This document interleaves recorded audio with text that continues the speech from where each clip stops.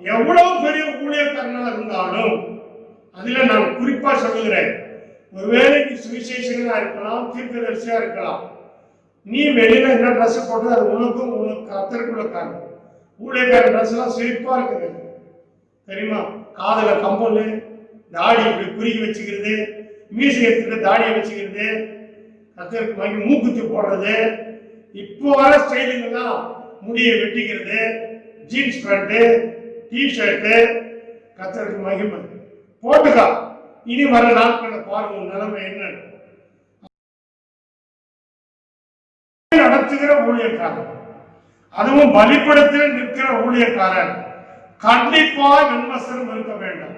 ஒருவேளை உன்னை விட வல்லமை பலங்கள் பெற்றிருக்கிற ஒரு சுவிசேஷகர் தீர்க்கதரிசியை நீ விரும்பி சபைக்கு அழைப்பாயானா, உதாரணத்துக்கு சொல்றேன், இந்த தேசத்துல ஒரு பெரிய ஊழியக்காரர் இருக்கான், ஒரு பெரிய தீர்க்கதரிசி இருக்கான், நீ தான் கண்டிஷன் போடணும்.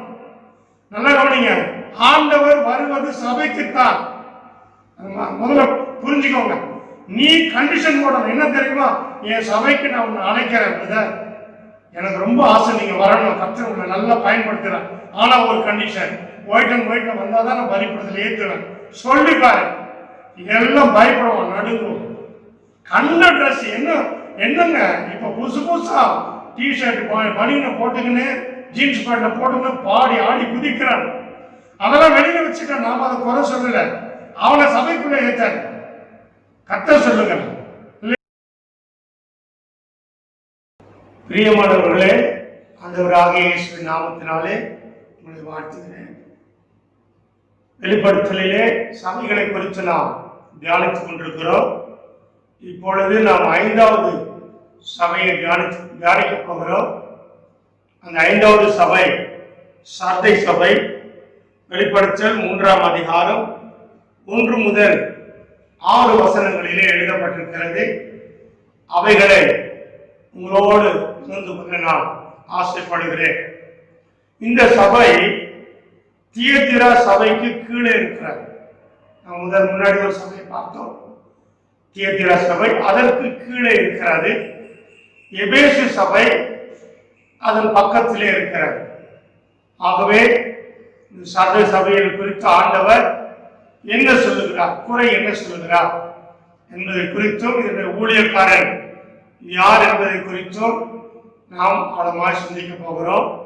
இந்த சபைகளை சிந்திப்பதற்கு முன்பாக நல்ல கவனிங்கள். யோவான் வெளிப்படுத்தின விசேஷம் எழுதும் பொழுது பல ஆண்டுகள் கழித்து இந்த சபையில இப்படி இருந்தது, ஆனால் இப்பொழுது இல்லை என்று ஆண்டவர் குறை சொல்லுகிறார். ஆகவே இந்த வெளிப்படுத்தல் சொல்லப்பட்ட குறைகள் எல்லாம் இந்த ஊழியக்காரர்கள் இருந்த காலத்தில் அல்ல. இந்த ஊழியக்காரர்கள் இருந்த காலத்தில் அப்படி சுவிசேஷம் இருந்தது. ஆனால் பிற்பாடு பல ஆண்டுகள் கழித்து சபை போக போக அந்த காரியங்கள் இல்லை என்பதை நீங்கள் மனதில் வைத்து நீங்கள் இந்த காரியங்களை கேட்க வேண்டும். இப்பொழுது நாம் இந்த சபையின் குறைகளை பார்க்கலாம். கர்த்தர் என்ன சொல்லுகிறார் என்று சொல்லி இந்த சபைக்கு ஆண்டவர் சொல்லுகிறார், உன் கிரியைகளை அறிந்திருக்கிறேன். இதை கேட்கும் போதே நம்மளுக்கு ரொம்ப ஒரு பயம் இருக்கிறது. பாத்தீங்களா? இப்போ சபையில இருக்கிற கர்த்தருடைய பிள்ளைகள், தேவனால் ரட்சிக்கப்பட்ட பிள்ளைகள், இந்த வார்த்தையை கொஞ்சம் சிந்திச்சு பாருங்க.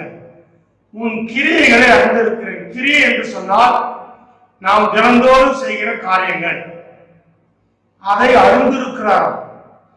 சபைக்குள்ள நீ வந்துட்டா மற்றவங்களை போல நீ வாழ முடியாது.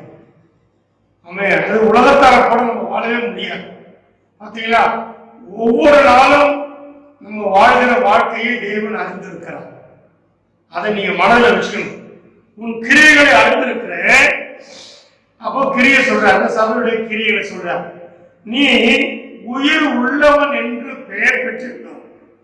நீ உயிர் உள்ளவன் என்று பெயர் பெற்றிருந்தும் செத்தவனாக இருக்கிறாய். அப்படின்னா நீ ரட்சிக்கப்பட்டிருக்கிற, அதனால உன்னுடைய இருள் வாழ்க்கையெல்லாம் போயிடுச்சு. நான் ஒளியா இருக்கும் போது என் ஒளி உனக்கு கொடுத்திருக்கிறேன். அதனால செத்து போன எல்லா காரியத்தையும் உன் வாழ்க்கையில உயிர் பெற்று கொடுத்திருக்கிறேன். ஆனால் அதை பெற்றுக்கொண்ட நீ உயிராய் இருக்க வேண்டியவன் செத்து போயிருக்கிறார் என்று சொல்லுகிறார். இதனால் ஆண்டவர் இந்த சபைக்கு குறை சொல்லுகிறார். சொல்லிவிட்டு சொல்கிறார், நீ விழித்து கொண்டு எது சாகிறதுக்கு ஏதுவா இருக்கிறதோ அவைகளை ஸ்திரப்படுத்து. விட்டுடு. செத்து போற காரியங்கள் எதெல்லாம் உன் வாழ்க்கையில இருக்கோ அத மறுபடியும் புதுப்பின்னு சொல்ற. ஸ்திரப்படுத்து, உன் வாழ்க்கையில ஸ்திரப்படுத்து. என்ன ஆச்சரியமா இருக்கிறது, ஆண்டவர் விடுறதில்லை இல்லையா? அவர் அழைக்கும் போது நம்ம எப்படி இருந்தோமோ அதே போல நம்ம இருக்கணும்னு ஆண்டவர் விரும்புகிறார். ஆனா அதை அவர் செய்ய மாட்டாரு. உங்ககிட்ட தான் சொல்றேன், அந்த சாவுக்கு ஏதுவான காரியங்களை விட்டு விலகு, அதை விட்டுடு. அதை விட்டுட்டு உன் வாழ்க்கையில சிறப்படுத்து. யார் என்ன சொன்னாலும் கவலைப்படாது. ஒருவேளை கடன் வாங்கியிருப்ப, கடன் கொடுக்காம ஏமாச்சிருப்ப, ஆபீஸ்ல உண்மையா இருந்திருப்ப, ஆனா இப்ப லஞ்சம் வாங்குவேன் இல்லையா? ஆனா இப்ப லஞ்சம் வாங்கலன்னு சொன்னா, லஞ்சம் வாங்கியிருந்த நீ லஞ்சம் வாங்காம போனீங்கன்னா எல்லாம் திட்டதான் செய்வான்.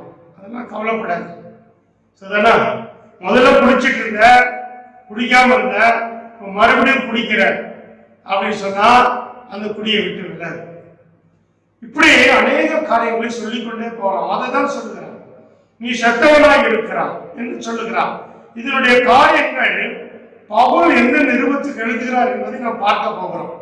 ஆகவே பிரியமானவர்களே, எதிலெல்லாம் ஸ்திரப்பட வேண்டும் என்று பவுல் சொல்லுகிறார் என்பதை குறித்து பார்க்கலாம்.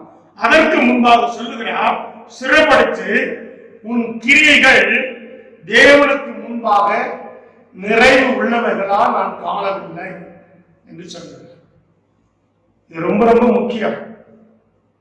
ஆலயத்துக்கு ஒழுங்கா வரமா, குறித்த நேரத்துக்கு வரமா, சபையில சொல்லப்படுகிற உபவாச ஜபங்களுக்கு உபவாசம் சொல்லிக்கிறோமா, காணிக்கை தசமத்துல உண்மையா இருக்கிறோமா, யோசித்து பாருங்க. சண்டையில ஒரு சண்டை தவறாம ஓய்வு நாள் ஆசிரிக்கிறோமா, கர்த்தரை துதிக்கிறோமா, கர்த்தரை ஆராதிக்கிறோமா, ஆத்ம ஆதாயம் செய்யறோமா? ஒண்ணுமே இல்லை, ஒண்ணுமே இல்லை, ஒரு கிரியை இல்லை. சண்டே வருவ, அது கூட நினைச்சா ஏதாச்சும் ஒரு சண்டே வருவ, அதுவும் என் ஆத்மாவே கர்த்தரை சோதரின்னு சொல்ற நேரத்துக்கு வருவேன். வந்துட்டு போனேன்ற ஒரு ஆஜருக்காக வந்துட்டு போயிடுவேன். அதை ஊழியக்காரனே அறுவருக்கிறான்னா கர்த்தருக்கு எப்படி இருக்கும்? நான் உனக்கு ஒன்றும் செய்யல, ஆனா கர்த்தர் உன் வாழ்க்கையில செத்து போனதெல்லாம் உயிர்ப்பித்திருக்கிறாரே, ஆனா உன் கிரியை ஒண்ணுமே இல்லைன்னு சொன்னா ஒரு கோபம் வரத்தான் செய்யும் இல்லையா? நல்லா கவனிங்க. ஆண்டவர் சொல்றாரு, உன்னுடைய கிரியைகள் எனக்கு முன்பாக நிறைவுள்ளதா இல்ல, அது ஒண்ணுமே இல்லை, சும்மா ஏதோ பச்சை தண்ணி போல இருக்குது அப்படின்னு சொல்றாரு. சொல்லிட்டு சொல்றாரு, ஆகையால் நீ கேட்டு பெற்றுக்கொண்ட வகையை நினைவு கூர்ந்து அதை கை கொண்டு மனம் திரும்பு. முக்கியமான வேர்ட்ஸ். அப்போ அதை கை கொண்டு மனம் திரும்பு. நீ எதை கேட்ட என்கிட்ட, அதுவரை என் வாழ்க்கையில் இதை குடிச்சுன்னா நான் ஏற்றுக்கொள்கிறேன். ஒருவேளை பிசாசு குடியிருந்து கர்த்தர் உன்னை விடுவித்திருக்கலாம், கடன் பிரச்சனை உன்னை விடுவித்திருக்கலாம், மற்றபடி குடும்ப பிரச்சனையிலிருந்து கர்த்தர் விடுவித்திருக்கலாம். வந்த உடனே அதெல்லாம் உனக்கு விடுதலையா இருந்திருக்கும். அப்ப நீ எதை கேட்ட அவர்கிட்ட, அதை கேட்டு பெற்றுக்கொண்டத அதை நினைச்சு நீ மறுபடியும் மனம் திரும்புன்னு சொல்ற. நீ தான் மனம் திரும்பணும். நீ மனம் திரும்பணும்னா அவர் மனம் திரும்ப வச்சாருன்னா ரொம்ப பயங்கரமா இருக்கும். சரிதா? இன்னைக்கு சத்தியத்தை கேட்கிற சபைக்கு அங்கத்தினால இருக்கிற கர்த்தருடைய பிள்ளைகள் நல்லா கவனிங்க. அப்போ நீ தான் உன்னை மனம் திரும்ப வைத்துக் கொள்ள வேண்டும். விட்டுடணும். விட வேண்டிய காரணம் உன் கையில தான் இருக்குது. ஆண்டவர் அதற்காக போராட மாட்டார். பாருங்க, அப்படி விடலன்னு சொன்னா ஒரு காரியத்தை சொல்றேன், திருடனை போல நான் உன் மேல வருவேன். இது அநேக ரகசிய வருவேன்னு சொல்றாங்க. பிரியமான அதான் இப்ப நான் சொல்லப்பா ஸ்தோத்திரம். பாருங்க, நீ சபைக்குள்ள இருக்கிற, நீ மனம் திரும்பலன்னு சொன்னா, திருடனை போல வருவேன்னு சொன்னா உன்னை கொள்றது. அவன் வந்து உன்னை சபையிலிருந்து எடுத்துட்டு வெளியில போயிடுது. நீ பூமியில இருக்க மாட்டான். ஏன் அப்படி சொன்னா தெரியுமா? உன்னை ரட்சித்ததுனால என்ன பலன் எனக்கு? இதான் ஆண்டவர் கேட்கிற கேள்வி. உன்னால எனக்கு ஏதாச்சும் புரோஜனம் இருக்கா? ஒண்ணுமே கிடையாது. அப்படின்னா நீ சபையில இருந்து என்ன பிரயோஜனம்? இடவனா தான் இருப்ப. சபைக்கு பிரயோஜனமா இருக்க மாட்டேன், அதுக்கு பதிலாக சபைக்கு இடவனா தான் இருப்ப. நிமிஷம் வரவோட வரமாட்டான், போயிடுவான். ஏன்னா நீ குடிக்கிற, கடை வாங்க கொடுக்கறது இல்லை, லஞ்சம் வாங்குற, எல்லாம் செய்யற. ஆண்டவருடைய நாமம் தூஷிக்கிறதுக்கு இடம் உள்ளவனா இருக்கிற நீ. ஆனால் ஆண்டவர் சொல்றாரு, நான் வரும் வேலை நீ அறியாது இருக்கிறார். நல்ல கவனிங்க, உங்கள் மேல் அல்ல, சபையின் மேல் அல்ல. அவன் யாரெல்லாம் செத்து போயிருக்கிறாங்களோ அவன் மேல. அப்படின்னா இதுதான் ரகசிய வருகை. ரகசிய வருகை என்பது ஆண்டவருக்கும் உனக்கும் உள்ள காரியம். செம்மையா செஞ்சினா உனக்கு ரகசிய வருகை, மரணத்துல பரலோகத்துக்கு போயிடுவேன். இப்படி பிரயோஜனம் இல்லாததுன்னா ரகசியம் வருகை, சாவடிச்சுட்டு ஆண்டவர் நரகத்துக்கு கொண்டு விடுவார். எச்சரிக்கை. இத போய் ரகசிய வருகைன்னு சொல்லிட்டு இருக்கிறாங்க.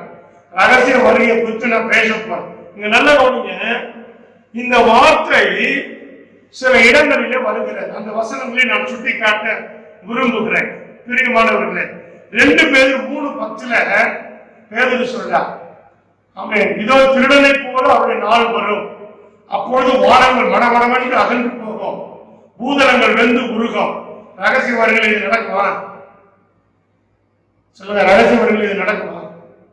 அப்படின்னா பகீர வருவேன். ஆண்டவர் வரும்போது பூமியில் இப்படி நடக்கும். அதாவது எப்படின்னா, நான் திருடனை போல வருவேன் அப்படின்னா யாருக்கும் தெரியாது. ஆண்டவர் பகிரங்கம் வரப்போகுது. அவரே சொல்லிட்டார், என் வருகையும் என் நாளையும் பிதா தவிர வேறு ஒருவனும் அறியான், குமாரனும் அறியான் சொல்லிட்டார். சரிங்களா? ஆண்டவருடைய வருகை ஒரே வருகைதான். ஆனால் ஆண்டவர் மரித்து உயிர்த்தெழுந்து போன அந்த நாள் முதற்கொண்டு இந்த நாள் வரைக்கும், அந்தி கிறிஸ்துவின் நாள் வரைக்கும் மறிக்கிறார்கள் அல்லவா கர்த்தருடைய பிள்ளைகள். அதை குறித்து நான் உயிர்த்தெழுதல சொல்ல போறேன்.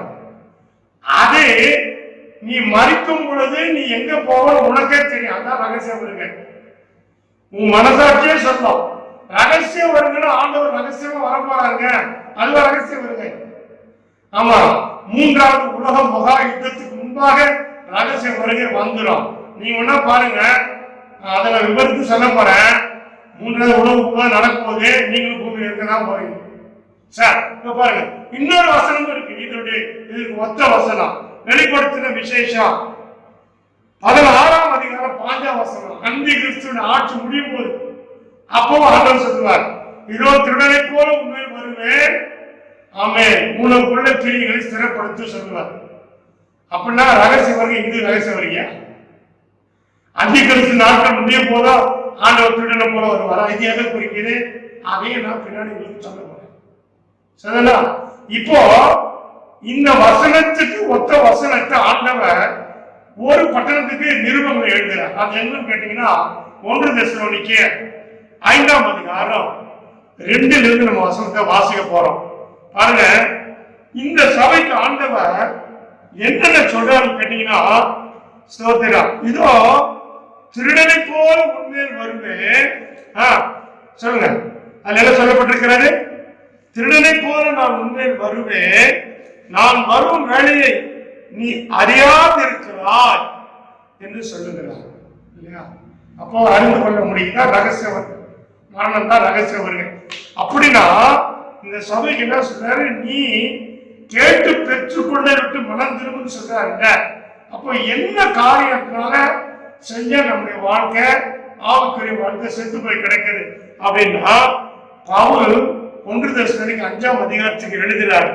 நல்ல கவனிங்க சகோதரரே, இவைகள் நடக்கும் காலங்களை சமயங்களை குறித்து உங்களுக்கு எழுத வேண்டியதில்லை. அது 4ஆம் அதிகாரத்தில் நான் அப்புறமா பேசுவேன்.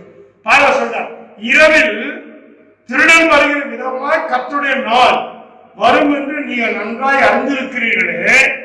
பகிரங்க வருகை அறிந்திருக்கிறீர்களே. சமாதானமும் சௌக்கியம் உண்டு என்று அவர்கள் சொல்லும் பொழுது கர்ப்பவதிகளுக்கு வேதனை வருகிறது போல அழிவு சடுதியா அவர்கள் வரும், அவர்கள் தப்பி போவதில்லை. சகோதரரே, அந்த நாள் திருடனை போல உங்களை பிடித்துக் கொள்ளத்தக்கதாக நீங்கள் அந்தகாரத்தில் இருக்கிறவர்கள் அல்லவே. அப்படியானால் நீங்கள் வெளிச்சத்தின் பிள்ளைகள் அப்படின்னு சொல்லிட்டு, இருளில் இருக்கிற பிள்ளைகள் என்ன செய்வாங்க, வெளிச்சத்தில் இருக்கிற பிள்ளைகள் என்ன செய்வாங்க என்பதெல்லாம் அந்த தெசலோனிக்கேயர் புத்தகத்தில் சொல்லுவாங்க. அப்படியானால் இந்த தெசலோனிக்கேயர் புத்தகத்தில் சொல்லப்பட்ட சொல்லப்பட்ட இந்த வசனம் இந்த சபைக்குள்ளே வருகிறபடினால இந்த சபைக்கு ஒரு தெசலோனிக்கன் தான் ஊழியக்காரனா இருக்க முடியும். அவன்தான் தெசலோனிக்கன் ஆகிய செக்குந்து என்று நான் தீர்மானம் பண்ணுகிறேன். ஆகவே பிரியமானவர்களே, இந்த சபையில நல்ல கவனிங்க. எது செத்து போயிருக்கு தெரியுமா? அவருடைய கிரியைகள் பகலுக்குரிய கிரிகளை அல்ல, இரவுக்குரிய கிரிகளை இருக்கிறார். ஆகவே இந்த தெசலோனிக்க சபையை குறித்து நீங்கள் நன்றாக ஆராய்ந்து பார்த்தா கொடுக்கிறதிலே உதாரணத்துவம் உள்ளவர்கள், அவனுக்கு கழுத்தை கொடுத்தவர்கள் பெரியா பட்டணத்தார். அது மாத்திரம் இல்ல, ஊழியத்தில் சிறப்புள்ளவர்கள், எல்லாம் எல்லாம் செம்மையா இருக்கும். ஆனா வேசி மார்க்கத்தை விட்டு விலகுது. அழகா சொல்லுவார் பாருங்க இந்த தெசலோனிக்க பட்டணத்துல. ஆமா, வேசி நம்மளை ஆண்டவர் அசுத்தத்துக்கு அல்ல பரிசுத்தத்திற்கென்றே அழைத்திருக்கிறார். ஆகவே நீங்கள் வேசி மார்க்கத்துக்கு விலகி பரிசுத்தத்தை நாட வேண்டும். அந்த காலத்தில் இருக்கக்கூடாது. அப்படின்னா இன்னைக்கு இதை நான் எதுக்கு ஒப்பிடுறேன்னு சொன்னா, இன்றைக்கு கர்த்தருடைய பிள்ளைகள் படுக்கிற நேரமே 10 மணி, படுத்தால் தூங்குவது 3 மணி. ஆகவே இரவு முழுவதும் செல்போனிலே பயங்கரமான சம்பவங்களை ஊழியக்காரனும் விசுவாசிகளும் பார்க்கிறார்கள். அந்த காலத்தின் கிரியைகள். தேவன் நம்மை அசுத்தத்திற்கு அல்ல, உன் சரீரம் அசுத்தமா இருக்கக்கூடாது. ஆமென். அது அசுத்த பாண்டமா இருக்கக்கூடாது. தேவன் நம்மை பரிசுத்தத்துக்கு என்று அழைத்திருக்கிறார். ஆகவேதான் ஆண்டவர் சொல்லுகிறார், நீங்கள் பகலுக்குரியவர்களை நடந்து கொள்ள வேண்டாம், இரவுக்குரியவர்களை நடந்து கொண்டால் வெறி கொள்ளுகிறோம், இரவிலே வெறி கொள்ளுகிறான். வெறி கொள்ளுகிற சமாச்சாரம் அதெல்லாம் அந்தகார கிரியைகள். இதெல்லாம் விட்டு விலகணும். இன்னைக்கு நல்லா கவனிங்க, கர்த்தருடைய பிள்ளைகள் செல்போன்ல சீரடிகிறார்கள். நிச்சயமா சொல்ல முடியும். அதிலும் ரட்சிக்கப்பட்ட பிள்ளைகள் தான் அதிகமாய் செல்போனிலே காலத்தை கழிக்கிறார்கள்.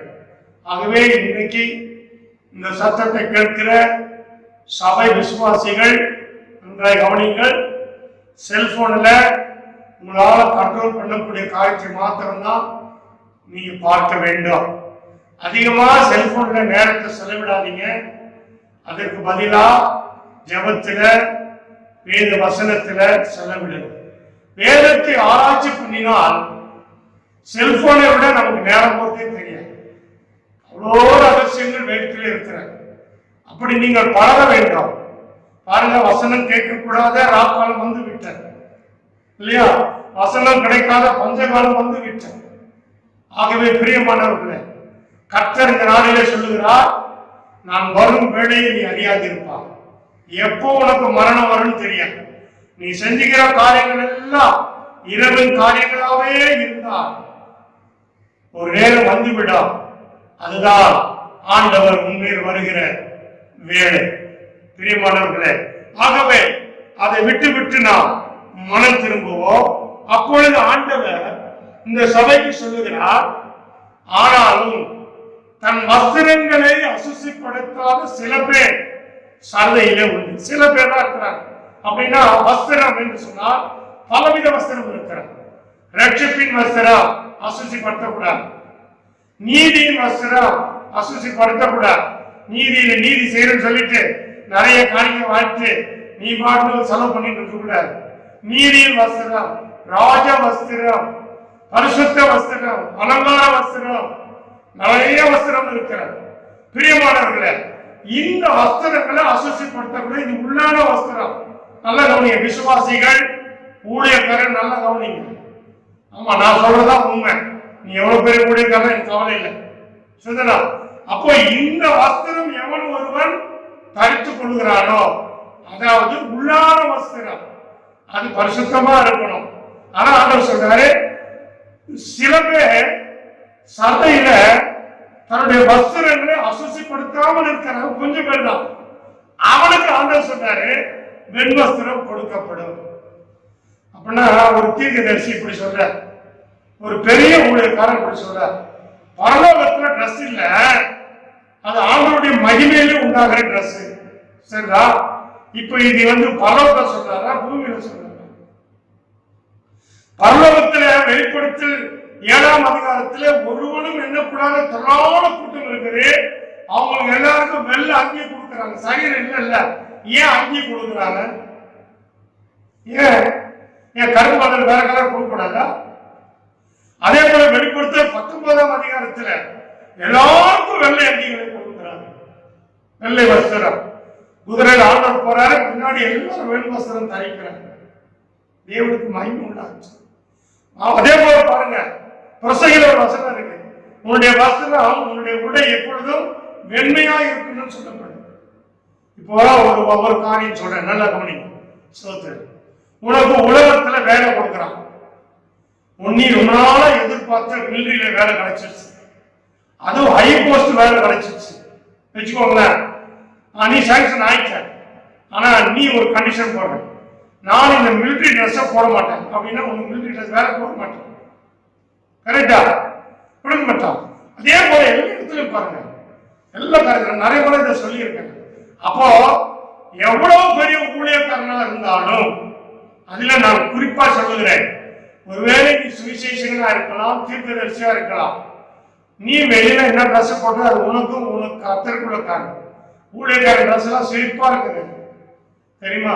காதல கம்பல், தாடி இப்படி குறுகி வச்சுக்கிறது, மீசை எடுத்துட்டு தாடியை வச்சுக்கிறது, கர்த்தருக்கு வாங்கி மூக்குத்தி போடுறது, இப்போ வர ஸ்டைலுங்கெல்லாம் முடியை வெட்டிக்கிறது, ஜீன்ஸ் பேண்ட், டிஷர்ட், கர்த்தருக்கு மகிமை போட்டுக்கா. இனி வர நாட்கள பாருங்க நிலைமை என்னன்னு. ஆமே, கர்த்தர் நமக்கு ஒரு வஸ்திரத்தை கொடுத்திருக்கிறார். ஆகவே சுவிசேஷங்கள் அந்த வஸ்திரத்தை அணிந்திருந்தாலும் மாற்றிக்கொள்ளுங்க. கர்த்தருக்கு வெண்மை ரொம்ப பெரிய வெண்வஸ்திர சபைக்கு கொடுக்கிறார்.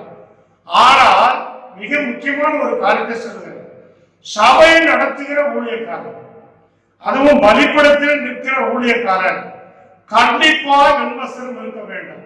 ஒருவேளை உன்னை விட வல்லமை பலங்கள் பெற்றிருக்கிற ஒரு சுவிசேஷகர் தீர்க்கதரிசியை நீ விரும்பி சபைக்கு அழைப்பாயானா, உதாரணத்துக்கு சொல்றேன், இந்த தேசத்துல ஒரு பெரிய ஊழியக்காரர் இருக்கான், ஒரு பெரிய தீர்க்கதரிசி இருக்கான், நீ தான் கண்டிஷன் போடணும். நல்லா கவனிங்க, ஆண்டவர் வருவது சபைக்குத்தான். முதல்ல புரிஞ்சுக்கோங்க, நீ கண்டிஷன் போடணும். என்ன தெரியுமா? என் சபைக்கு நான் உன்னை அழைக்கிறேன், எனக்கு ரொம்ப ஆசை நீங்க வரணும், கர்த்தர் உங்களை நல்லா பயன்படுத்துறேன், ஆனா ஒரு கண்டிஷன், ஒயிட் அண்ட் ஒயிட்ல வந்தாதான் நான் பலிபீடத்தில் ஏற்றுவேன் சொல்லி பாரு. எல்லாம் பயப்படுவான், நடுங்கும். கண்ட ட்ரெஸ் என்னங்க இப்ப புதுசா டிஷர்ட் பனியனை போட்டுக்கின்னு ஜீன்ஸ் பேண்ட போட்டுக்கின்னு பாடி ஆடி குதிக்கிறான். அதெல்லாம் வெளியில வச்சுக்க, நாம அதை குறை சொல்லல, அவனை சபைக்குள்ள ஏத்த கர்த்தர் சொல்லுங்க இல்லையா? உன் வஸ்திரத்தை அசுசிப்படுத்தாத சில சபையில உண்டு, அவர்களுக்கு வெண்வஸ்திரம் தணிக்கப்படும். பாருங்க, சொல்லிட்டு ஆண்டவர் சொல்ற ஆசீர்வாதத்தை நீங்க நல்லா கவனிங்க. என்ன சொன்னா தெரியுமா?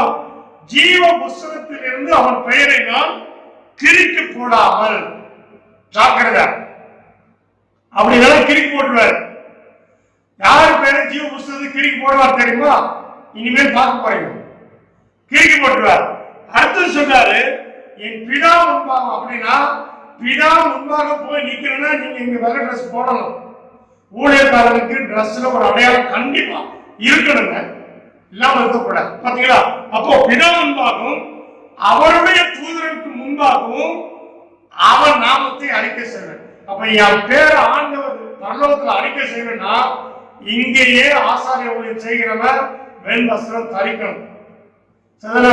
இந்த ஃபார்மாட்டில் இருக்கிற சபைகள் கலர் ட்ரெஸ் போட்டிருக்கவங்க கோட் ஷூட் போட்டிருக்கணும் உங்க சபையில ஏற்காத. அப்படி நீ விருப்பப்பட்டீங்கன்னா ஒரு கண்டிஷன் போடு, ஒயிட் அண்ட் ஒயிட் போட்டாதான் நீ சபையில பலிபீடத்தில் ஏற முடியும். சொல்லு, தேவன் ஆசீர்வதிப்பா. நீங்க தப்பு சொல்லல, ஆண்டவருக்கு பிரியமானதான் சொல்றேன். எல்லாரும் கொண்டாந்து பலிபீடத்தில் ஏற்றி சபையை நீங்க நாசம் பண்ணதுனாலதான் இன்னைக்கு ஆண்டவர் சபையெல்லாம் பூட்டி வச்சிருக்கிறார். ஞாபகம் இருக்கட்டும், கர்த்தருக்கு மகிமை உண்டாச்சோம். ஆகவே பிரியமானவர்களே, இந்த சபையை குறித்து நான் அவ்வளவு செஞ்சுட்டோம். பாருங்க, இன்னும் ஆச்சரியமா சொல்றாரு பாருங்க, நம்ம உங்க பேரை கிறுக்கி போடனா பெண் வஸ்திரம் சரி. ஆகவே இந்த காரியங்களை கேட்கிற சபை மக்கள், ஊழியக்காரர்கள் தேவனுக்கு பயந்து உங்கள் காரியங்களை புதுப்பித்தால் இந்த லாக்டவுனுக்கு பிற்பாடு சபையில ஒரு பெரிய எழுப்புதலை தேவன் தருவார். பெரிய எழுப்புதல், ஆத்துமக்கள் திரளாய் வருவதை நீங்கள் காண்பீர்கள். ஆண்டவர் சபைக்கு சொல்லுகிறதை சபை ஊழியக்காரன் கேட்டு நடந்தால் நிச்சயமாக சபை நிறைய வளர்ச்சி அடையும். சினிமா தியேட்டர் பூட்டினதுதான், மற்றவைகள் பூட்டினதுதான். இவைகளுக்கு சபை ஒப்பு கொடுத்தால் நிச்சயமாக எது பூட்டப்பட்டாலும் கர்த்தர் இனிமேல் சபையை பூட்டவே மாட்டார். ஆகவே சத்தியத்தை கேட்கிற பிள்ளைகள் இதன்படி வாழ்ந்து கர்த்தருக்கு பிரியமாய் நடந்து கர்த்தரை மையப்படுத்துங்கள். கர்த்தர் உங்களை அதிகமாய் ஆசீர்வதிப்பார். ஆமாம்.